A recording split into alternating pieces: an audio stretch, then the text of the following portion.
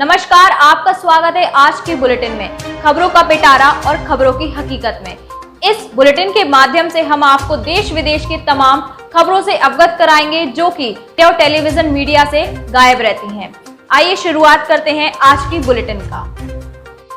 राजधानी दिल्ली में घंटे भर से ज्यादा वक्त तक चली मुलाकात के बाद ये तस्वीर योगी आदित्यनाथ ने ट्विटर पे पोस्ट की।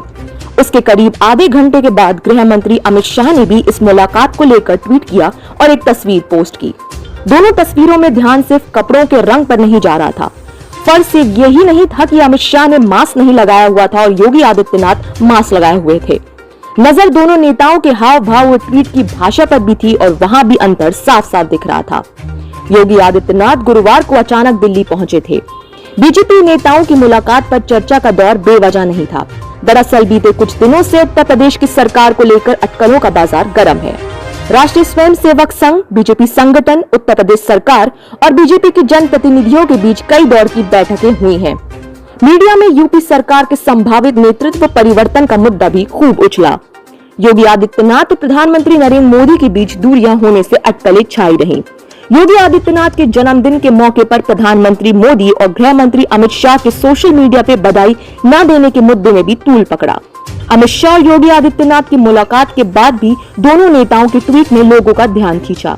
योगी आदित्यनाथ ने तस्वीर के साथ 2 लाइन का ट्वीट किया और उन्हें मुलाकात का समय देने के लिए अमित शाह का आभार भी जताया था।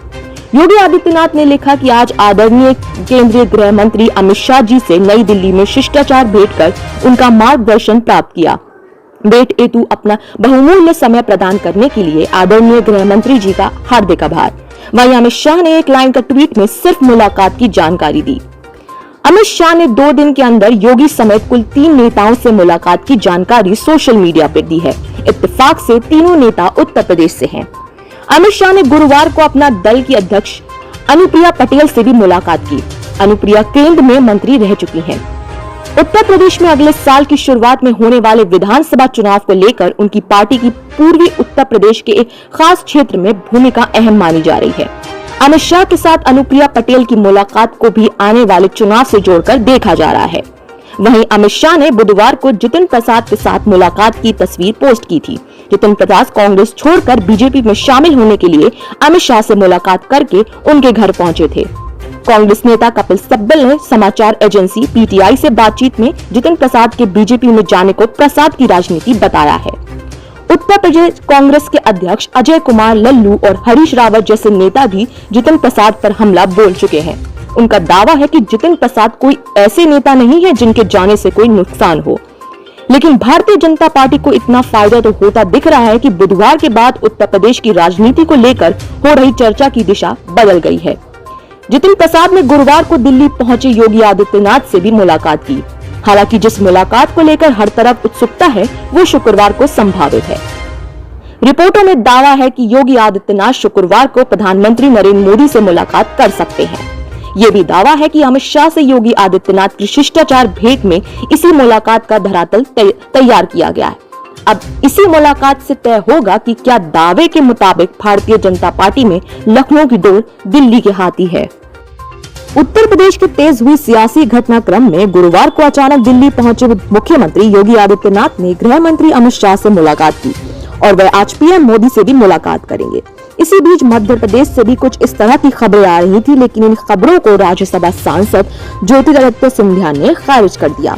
दरअसल मध्य प्रदेश में सत्तारूढ़ भाजपा के दिग्गज नेताओं की मुलाकातों के कारण पैदा हुई नेतृत्व परिवर्तन की अटकलों को ज्योतिरादित्य सिंधिया ने बकवास करार दिया है। उन्होंने कहा कि राज्य सरकार का नेतृत्व मुख्यमंत्री शिवराज सिंह चौहान ही करते आगे भी नजर आएंगे। मध्य प्रदेश में नेतृत्व परिवर्तन की अटकलों के बारे में प्रतिक्रिया मांगे जाने पर सिंधिया ने कहा कि मध्य प्रदेश सरकार के मुखिया शिवराज सिंह चौहान हैं। उनके नेतृत्व में सरकार ने पिछले 16 महीनों में कोरोना वायरस महामारी के बीच इस कठिन परिस्थिति में बेहतरीन प्रदर्शन दिया है। आगे सिंधिया ने कहा कि नेतृत्व परिवर्तन की चर्चाएं क्यों चल रही हैं मुझे नहीं मालूम, लेकिन मैं कोरोना संक्रमण से निपटने एवं पार्टी संगठन के विषय पर चर्चा करने के लिए भोपाल गया था और प्रदेश अध्यक्ष, मुख्यमंत्री और कई मंत्रियों से बहुत लंबी एवं अच्छी चर्चा हुई। इसके बाद मैं ग्वालियर पहुंचा हूं। सिंधिया ने कहा कि चाहे मुख्यमंत्री हो या केंद्रीय मंत्री नरेंद्र सिंह तोमर या फिर स्वयं मैं, सभी लोग मिलकर काम कर रहे हैं। भाजपा हो या कांग्रेस, कामकाज में राजनीति नहीं होनी चाहिए। केवल जनता के विकास की बात हमें करनी चाहिए। वहीं उत्तर प्रदेश के कांग्रेस नेता जितिन प्रसाद के भाजपा में शामिल होने पर सिंधिया ने कहा कि हम दोनों ने मिलकर काम किया है और उनके भाजपा में शामिल होने से हमारे फिर से राजनीतिक संबंध बन चुके हैं। मुझे उम्मीद है कि जितिन प्रसाद की क्षमताओं का पार्टी पूरा उपयोग करने का काम करेगी। कांग्रेस ने पेट्रोल डीजल की कीमतों में बेतहाशा वृद्धि के खिलाफ शुक्रवार को पूरे देश के पेट्रोल पंपों पर सांकेतिक प्रदर्शन करेगी। पार्टी के महासचिव केसी वेणुगोपाल ने कहा, प्रदर्शन के दौरान जनहित से जुड़े मुद्दे जैसे अभूतपूर्व आर्थिक सुस्ती, रसोई गैस की कीमत में बढ़ोतरी, महंगाई और बेरोजगारी आदि मुद्दे को उठाएगी। पार्टी का कहना है कि भाजपा सरकार की गलत नीतियों के कारण ही देशवासी 15 महीनों से कोरोना से जूझ रहे हैं। दिल्ली प्रदेश कांग्रेस कमेटी के अध्यक्ष अनिल कुमार चौधरी ने प्रेस कॉन्फ्रेंस कर इसकी जानकारी देते हुए कहा कि आज कोविड महामारी, लोगों को मुफ्त वैक्सीनेशन, बढ़ती महंगाई, पेट्रोल व डीजल के दामों में लगातार हो रही वृद्धि, एक्साइज ड्यूटी व वैट के अधिकतम प्रतिशत, गैस सिलेंडर, सफाई कर्मचारियों की हक की लड़ाई, देश की बिगड़ती अर्थव्यवस्था और मोदी केजरीवाल की आपसी लड़ाई से देश की जनता का बुरा हाल है। जनता त्रस्त हो चुकी है। ऐसे में अब कांग्रेस सड़कों पर उतरकर दोनों सरकारों के खिलाफ प्रदर्शन करेगी। दिल्ली कांग्रेस के अध्यक्ष अनिल चौधरी ने केंद्र सरकार पर निशाना साधते हुए कहा कि एक वक्त था जब देश में कांग्रेस की सरकार थी और तब भाजपा के तमाम नेता जो आज केंद्र सरकार में मंत्री बने बैठे हैं, दिल्ली की सड़कों पर पेट्रोल डीजल की कीमतों को लेकर जेल भरो आंदोलन करते थे। उन्होंने कहा कि आज वो तमाम नेता पेट्रोल और डीजल की बड़ी कीमतों पर चुप हैं, वो भी तब जब कच्चे तेल की कीमत कम है। उन्होंने आगे कहा कि दिल्ली की केजरीवाल सरकार जब सत्ता में आई तो सबसे ज्यादा पेट्रोल और डीजल के दामों पर वैट लगाया गया। ऐसे में आज दोनों सरकारें जनता को लूटने का काम कर रही हैं। उत्तर प्रदेश कांग्रेस कमेटी के प्रदेश सचिव व कांग्रेस प्रत्याशी विधानसभा अरशद अली खान गुड्डू ने देश में बढ़ती महंगाई को चिंता का विषय बताया है। उन्होंने कहा कि देश में महंगाई बेलगाम हो गई है। महामारी के बीच भी पूरे देश में पेट्रोल एवं डीजल की कीमतों में जबरदस्त उछाल देखने को मिल रहा है। ईंधन की कीमतों में ये ऐतिहासिक और निरंतर वृद्धि ऐसे समय में हो रही है जब नागरिक कोविड-19 की दूसरी लहर और लॉकडाउन से जूझ रहे हैं। अखिल भारतीय कांग्रेस कमेटी के निर्देश पर कांग्रेस पार्टी ने सार्वजनिक लूट के खिलाफ 11 जून को पूरे पेट्रोल पंपों के सामने देशव्यापी प्रतीकात्मक विरोध प्रदर्शन कर और ईंधन की कीमतों में वृद्धि को तत्काल वापस लेने की मांग करने का फैसला किया है। अगर कांग्रेस की योजना और रणनीति उसी राह पर चली जिसे लेकर इस वक्त पूरा ताना बाना बुना जा रहा है, तो उत्तर प्रदेश में कांग्रेस के बड़े नेता के तौर पर आचार्य प्रमोद कृष्णम का चेहरा आगे किया जा सकता है। अगले साल होने वाले उत्तर प्रदेश के विधानसभा चुनाव में कांग्रेस ने जो तैयारियां की हैं, उसमें कुछ नाम सामने रखे हैं, जिसमें कांग्रेस का शीर्ष नेतृत्व आचार्य प्रमोद कृष्णम को लेकर ज्यादा है। वहीं आचार्य कृष्णम को भी शायद इस बात का अंदाजा है कि यही वजह है कि बीते कुछ दिनों में उत्तर प्रदेश की राजनीति को लेकर फ्रंट फुट पर आकर बैटिंग भी करने लगे हैं। कांग्रेस सूत्रों के मुताबिक उत्तर प्रदेश में आने वाले विधानसभा चुनाव में कहने को तो एक नाम जितिन प्रसाद का जरूर चलाया जा रहा था, लेकिन बगावती तेवर की वजह से वे तो पार्टी में नहीं रह सके। फिर बारी आती है उत्तर प्रदेश में कांग्रेस के बड़े नेता प्रमोद तिवारी की। कांग्रेस पार्टी से जुड़े सूत्रों का कहना है प्रमोद तिवारी का नाम पहले भी कई बार अहम पदों के लिए चला, लेकिन किन्हीं कारणों से प्रमोद तिवारी का नाम रह गया। कांग्रेस सूत्रों का कहना है प्रमोद तिवारी खुद से ज्यादा अपनी विधायक बेटी आराधना के लिए पार्टी में बैटिंग करते रहते हैं। यही वजह है कि पार्टी का एक धड़ा उनसे अंदरूनी तौर पर खफा हो उनकी सारी राजनीतिक गणित बिगाड़ देता है। राज बब्बर पर एक बार दाव लगाने के बाद कांग्रेस फिलहाल उन पर दोबारा दाव लगाने के मूड में नहीं है। कांग्रेस के एक धड़े ने राज बब्बर को न सिर्फ पूरी तरीके से नकार दिया, बल्कि दोबारा उनका नाम चलाए जाने के बाद भी बगावती तेवर भी अख्तियार किए जाने लगे। कांग्रेस के सूत्रों का कहना है कि इस बार कांग्रेस की ओर से उत्तर प्रदेश में नए चेहरे को सामने लाने की तैयारी है। इसमें प्रमोद कृष्णम का नाम आगे चल रहा है। सूत्रों के मुताबिक इसकी खबर आचार्य प्रमोद कृष्णम को भी है और उन्हें अलाकमन की ओर से संकेत भी दिए गए हैं। शायद यही वजह है कि आचार्य प्रमोद कृष्णम बीते कुछ दिनों में उत्तर प्रदेश की राजनीतिक पिच पर लगातार फ्रंट फुट पर आकर बैटिंग कर रहे हैं। आचार्य प्रमोद सोशल मीडिया के माध्यम से भी अपने समर्थकों और कांग्रेस कार्यकर्ताओं को आने वाले विधानसभा के चुनाव में लगातार संदेश देकर तैयारियों में जुटने की बात करते हैं। आचार्य प्रमोद कृष्णम की इतनी सक्रियता उत्तर प्रदेश कांग्रेस कमेटी के बड़े नेता नजरअंदाज नहीं कर पा रहे हैं। उत्तर प्रदेश कांग्रेस कमेटी से जुड़े वरिष्ठ कांग्रेस नेता ने कहा कि हमारे लिए अलाकमन का जो आदेश होगा वही सर्वमान्य है। कांग्रेस का पूरा कार्यकर्ता अलाकमन के आदेश पर ही आगे की तैयारियां निर्णायक मोड पर ले जाएगा। कांग्रेसी नेता का कहना था कि आचार्य प्रमोद कृष्णम का चेहरा निश्चित तौर पर योगी के खिलाफ एक अहम चेहरा तो माना ही जाएगा।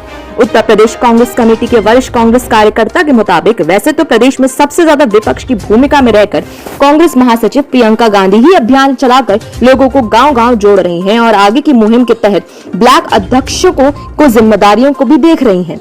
हालांकि कांग्रेस के कुछ बड़े नेताओं ने आचार्य प्रमोद कृष्णम के नाम का विरोध जरूर किया, क्योंकि प्रमुख वजह प्रमोद कृष्णम का लगातार नेहरू गांधी परिवार युवा नेताओं को हमेशा आगे रखने का मुखर बयान रहा। प्रमोद कृष्णम पार्टी के अलाकमन की पसंद भी है और प्रियंका गांधी की राजनीतिक सलाहकार कमेटी के अहम सदस्य भी हैं। यही वजह है कि कांग्रेस के दूसरे तजुर्बेदार नेता बहुत खुलकर आचार्य प्रमोद कृष्णम का विरोध नहीं कर पा रहे हैं। सूत्रों के मुताबिक आचार्य प्रमोद कृष्णम इस बात को न सिर्फ बखूबी जानते हैं बल्कि चीजों का अंदाजा लगाकर तो कुल कर हम चेहरे के तौर पर सामने आने भी लगे हैं। कांग्रेस के सूत्रों का कहना है कि जिस तरीके से उत्तर प्रदेश में प्रियंका गांधी गांव-गांव में कांग्रेस के नेटवर्क को मजबूत करने में लगी हुई हैं, उससे अंदाजा लगाया जा रहा है कि बहुत जल्द ही कांग्रेस को नए चेहरे के साथ नया रूप देकर मैदान में उतारा जाएगा।